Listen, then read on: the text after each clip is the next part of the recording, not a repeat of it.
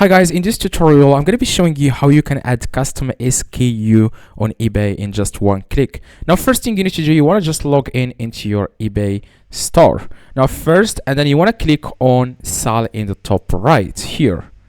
Now after you click on sell, you want to click here on create listing if you want to list a new product with SKU number.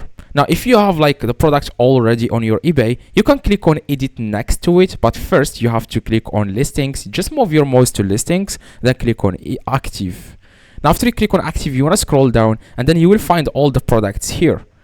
Now you can add the SKU to all the products by clicking on this and then select all and then click on edit all listings. You can do that like bulk edit, but you can do that manually for each product. Now each product you want to click on edit next to it.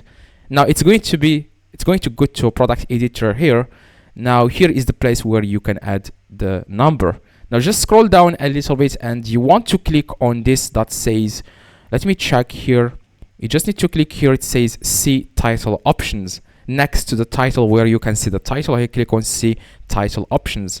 Now after you click on see title options, you will be able here to create a custom label to enter information you want to track, such as your own SKU number. Now you just need to enable it, toggle it on. Now you will see this box that is new that will be added to your product listing here.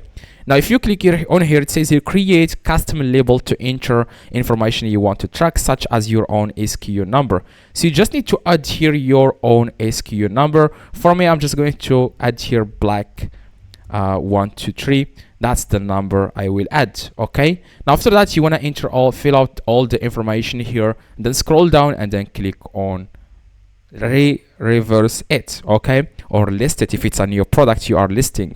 Now the same process even if you are listing a new product, the same way. Okay, if you have any questions or anything, let me know in the comments. I try to reply to every single comment.